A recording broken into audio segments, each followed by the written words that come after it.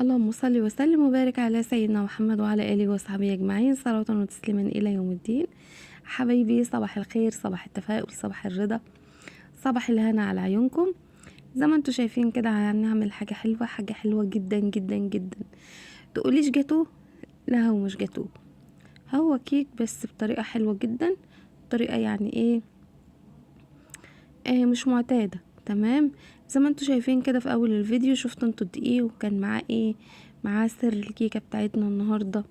هنجيب بقى الخلاط وهنعمل الطريقة بتاعتنا عشان مطولش عليكم. جبت كده بيضتين وكمان عليهم كيس فانيليا صغير، يعني الطريقة دي بتتعمل ببيضتين وكيس فانيليا صغير. كمان هنتبع الطريقة واحدة واحدة. ومعايا معلقتين من السمنة، عايزة تحطي مثلا ربع كوباية من الزيت مفيش مشكلة، بس الزيت بتاعك ما يكونش ليه ريحة. وكمان معانا باكيت صغير من التانج حلو جدا، جربي الطريقة دي هتعجبك جدا. ومعايا كمان كوباية من السكر، الكوباية دي مش كوباية عادية، يعني حوالي 200 جرام. تمام. ومعايا كمان كوباية مية سخنة، مية سخنة ما تكونش بتغلي وما تكونش باردة ولا تكون فترة، سخنة. حطيت كده كوباية ونص. وكمان نطرة من الملح، يعني على طرف المعلقة الصغيرة كده شوية ملح. تمام، يبقى احنا حطينا البيض وحطينا السمنة وحطينا المية وحطينا التانك وحطينا السكر والفانيليا ونطرة من الملح. وهجيب الصينية الألمونيا، عايزة تعملي كيك ويكون ناجح معاكي وحلو جدا والسوا بتاعه كويس، اعمليه في صينية ألمونيا أو صينية تيفال، بيكونوا حلوين جدا. يعني بيخلي سوا الكيك حلو. دهنت الصينية كده بالسمن، وجبت كوبايتين من الدقيق، كوبايتين نفس حجم كوبايات اللي انا عملت بيها، اللي انا عايرت بيها المية وعايرت بيها السكر.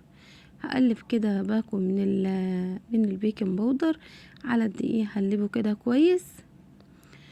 وهنزل بالمكونات بتاعتي بعد ما ضربتها في الخلاط جدا وعملت رغوي كتير كده، نزلت بيها على الدقيق وهقلبها كده بالمضرب. يعني المكونات دي بالظبط على قد كوبايتين الدقيق اللي هما الكوباية 200 جرام. تمام، هقلبه كده كويس. العجينة بتاعتي هتكون زي عجينة الكريم شانتيه، لا هي متماسكة ولا هي سايبة. تمام، هنزل كده في الصينية. في الوقت اللي انا كنت بعمل فيه الكيكة كنت مسخنة الفرن. طبعا احنا كلنا عارفين ان احنا بنعمل كيكة لازم نسخن الفرن الاول. ما تنسونيش باللايك يا حبايبي، وما تنسوش بالاشتراك في القناة. تمام كده، فرغنا كده محتويات الصينية. قعدت قد قعدت تلت ساعة، ريحتها طلعت. فتحت عليها الفرن لقيتها ما شاء الله استوت. جربتها كده بالسكينة ما شاء الله مستوية خالص. ماشي، هقطعها بقى تقطيع حسب ما انتي عايزة. انا قطعتها تقطيعة الجاتوه كده، انتي حسب ما انتي حابة تقطعيها قطعيها. عايزة تقطعها مربعات صغيرة مربعات كبيرة زي ما انا عاملة، زي ما انت ريحك. تمام، كان عندي بقى حتة شوكولاتة كده بيضة في الفريزر، جبتها حطيتها في كيس يعني حطيت الكيس كده على البخار سخن كده. فقلت اعمل شكل كده الجاتوه، يعني العين بتاكل قبل البق. ادتنا شكل جميل جدا، الابيض مع اللون الاصفر، والكيكه هتطلع نفس اللون ده معاكي. ده مش شغل كاميرا والله، ده هي نفس اللون ده هتطلع معاكي الكيكه.